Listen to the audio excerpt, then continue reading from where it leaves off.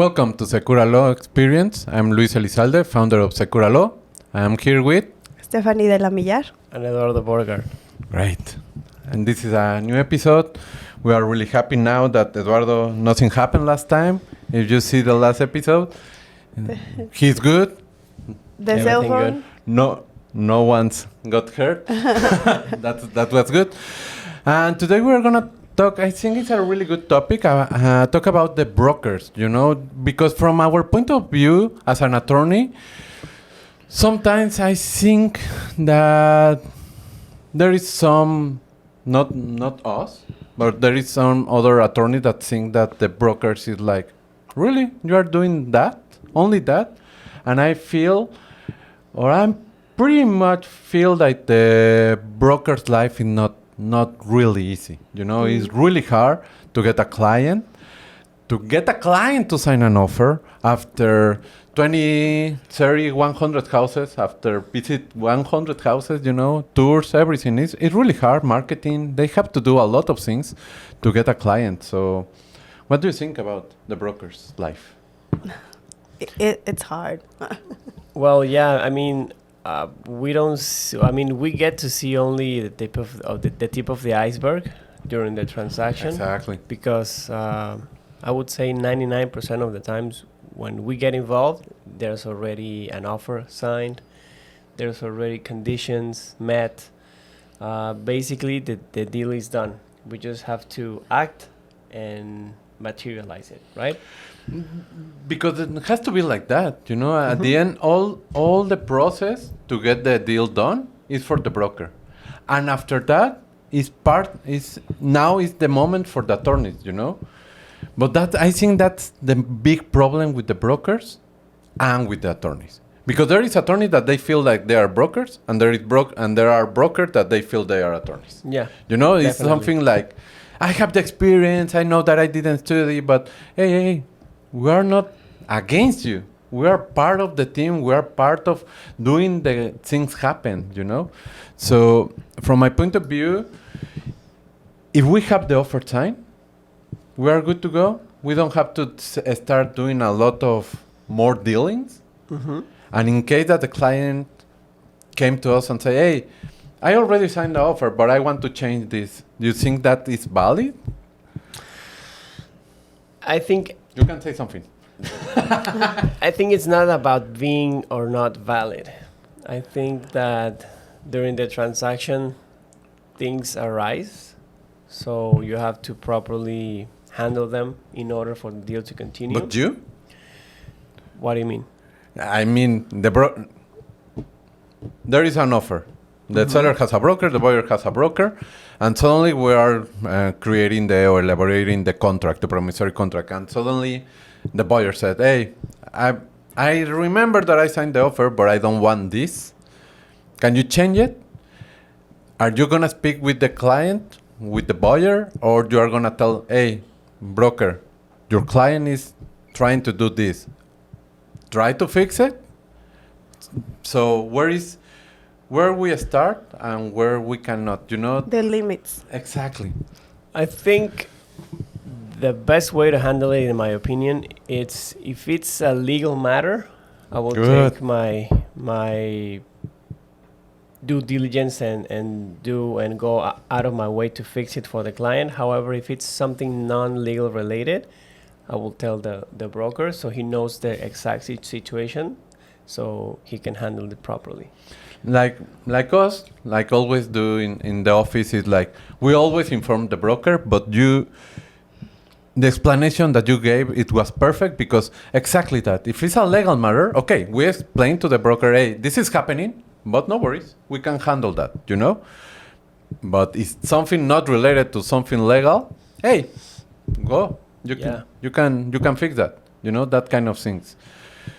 And I think there's even situations in where we end up being more involved, but after several meetings with both client and brokers, yes, and we end up designing a game plan, right? I am the lawyer. I'm just listening here just to tell you if yes you can do that, you can't do that. this is going to put you in risk and all. So we are involved, but we're not the one on the wheel if it's not legal matter. But we have to be involved because now that we have an offer that could be binding for 2 weeks at least, and what happens if we have a contract already signed and these things happen? So there's already a binding document for the client, and we have to be there guiding for them not to get into non-compliances or something that may risk their investment or the deal as a whole. So there. what do you think about the brokers sometimes say, nah, I don't need an attorney because they're going to break the deal? Listo. So what do you think about that? I think that sometimes it depends on that the broker is not super well informed, or maybe they have a formation on pre-sales, for example, because I see that the real estate agent career most of the times begins with selling pre-sales. So they are very used to that. It's a very... But nowadays, right? Uh-huh, Because yes. like 10 years ago, it wasn't like that. You have a really good brokers. I'm not saying that the brokers on pre-sale are bad, but Usually unexperienced. That is the thing. because in pre-sale, it's like, okay, I sell, I got my commission, that's it, right away. But in a resale, they have to understand that the end is they're going to get the commission. But sorry.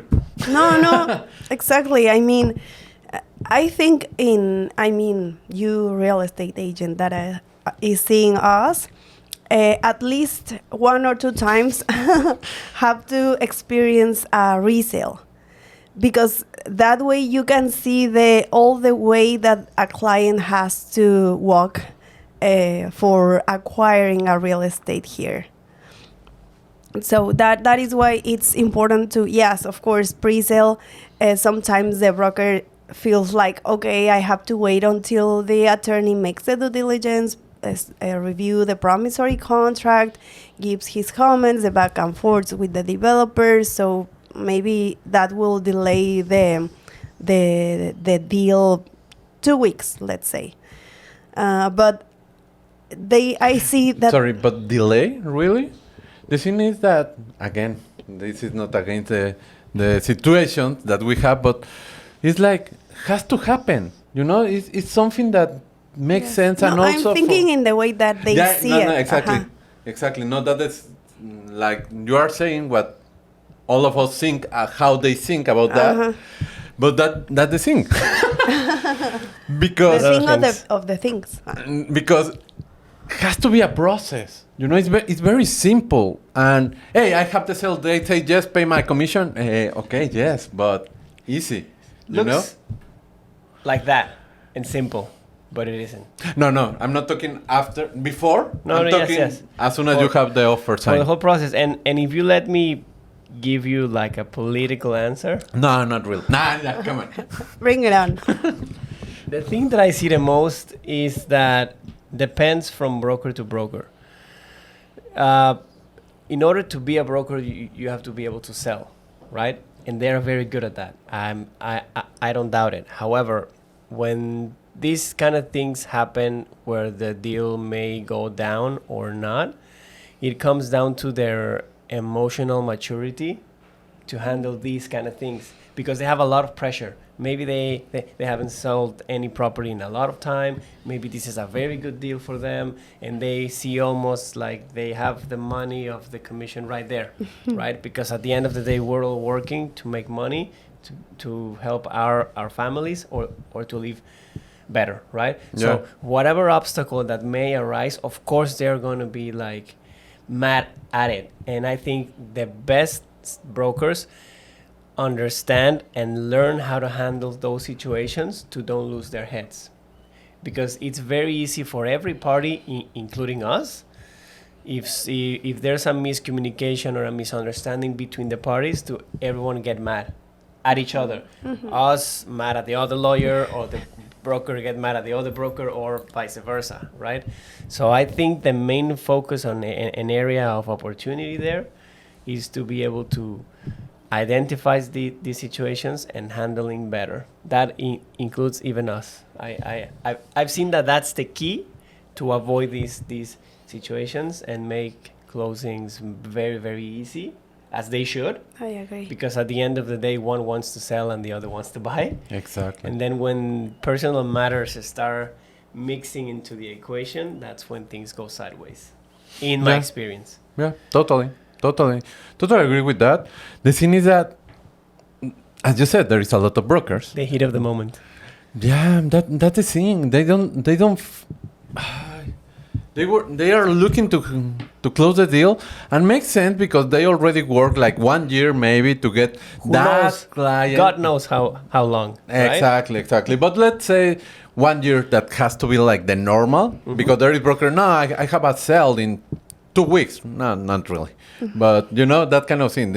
You have to work to get that client exactly to sign the offer, and you almost get the commission. But also, you need to know exactly what is going to happen, because it's not, I sign the offer, I receive my commission, like it's 1 day, 2 days, and that's it. No, you have to be aware that it's going to be maybe 2 weeks, maybe 3 weeks, because they have to review the contract. The attorneys are breaking the deal.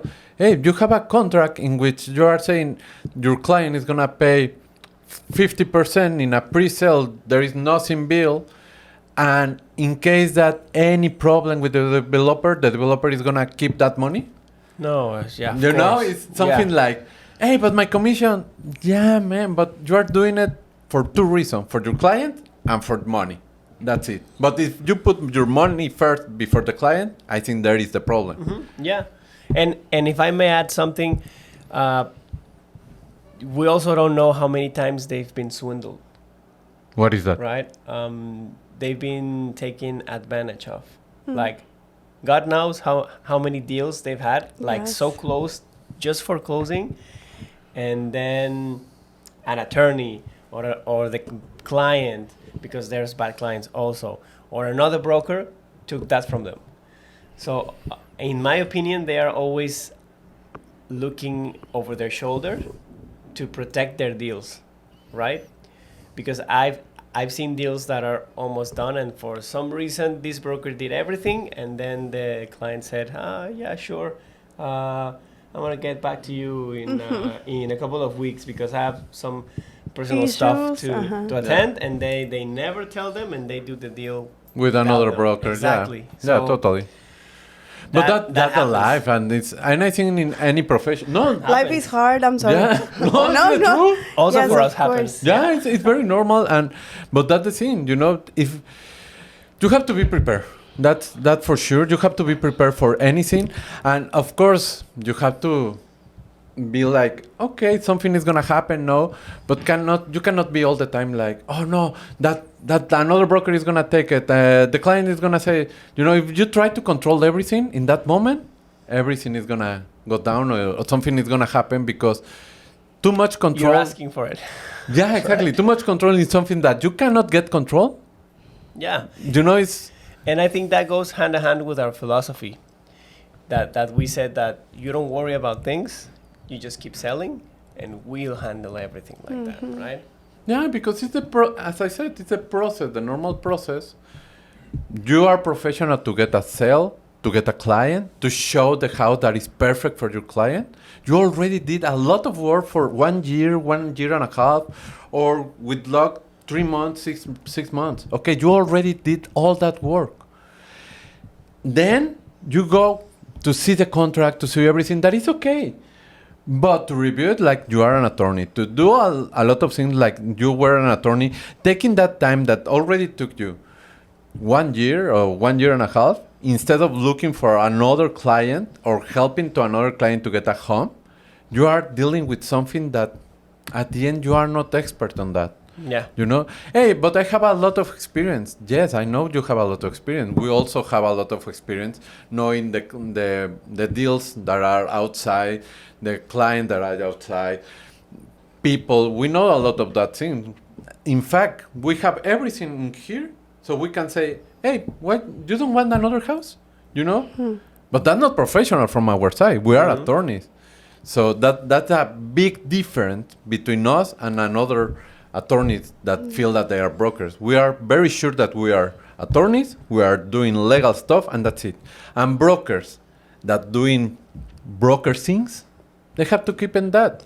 And together we can be a great team. They're gonna sell more, we're gonna have more clients, and everybody's gonna be happy. Looks simple. Looks simple. Yeah, exactly. Yeah. Looks very simple, and at the end, the reality is it is simple. If everyone takes their Role. role, yeah. Yeah, that's Teamwork makes the dream work. Good, Totally. good. You Yes, wake up and- really good today. Like with the all the All the knowledge that you are getting. And the wisdom. Yeah, because I woke up a winner. Yes. Yeah, that's it. That's it. Definitely. Yeah. And actually, I think a couple of days ago, or maybe yesterday, we had a group, a chat group with real estate agents, and together, with good communication between each other, we had a very, let's say that not the best organized person as a client. And together, working as a team, we achieved that she finally is ready to closing after many phone calls and everything.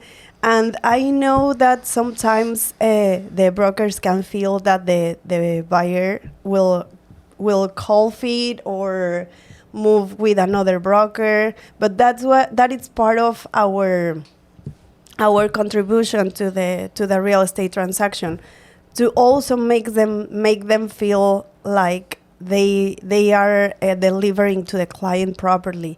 What I mean, that first of all, as a real estate agent, they are approaching their clients to a professional like us, no? That can provide proper legal advice. And secondly, that everything is being doing by the book. Due diligence, promissory contract, everything. So even though you have a client that wants to move forward with another real estate agent, I think you can dismiss the client, not that the client is dismissing you, because that means that the client it's not really looking for the future, like doing a smart investment. It's like just hearing what he wants to hear and moving along with different people.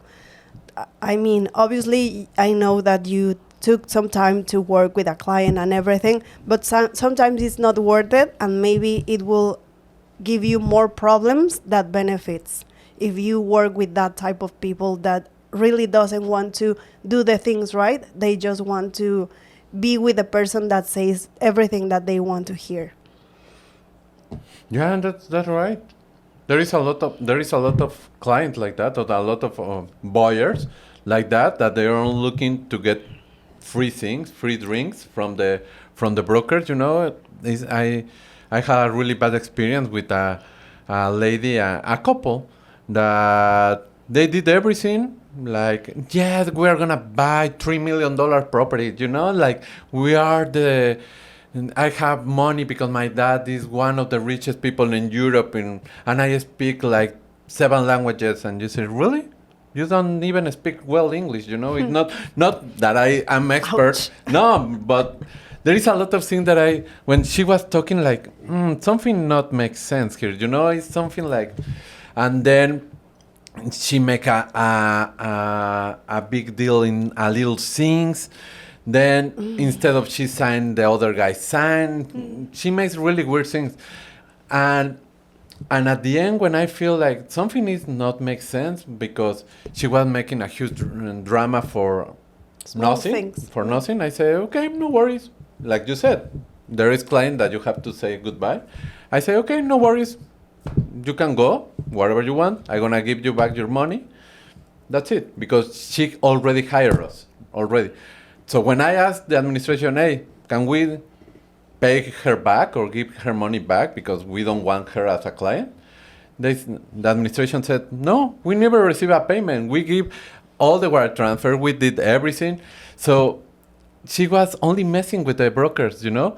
And when I hear that, I said, oh my God. And I called the brokers, hey, be careful with this lady, because for sure they are only looking to get free things, free drinks, free parties, a lot of things.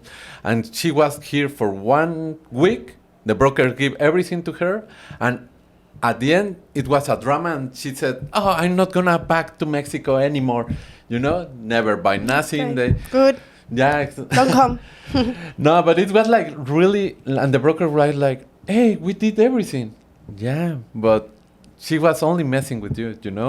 You have to be aware of that also. There is client like that.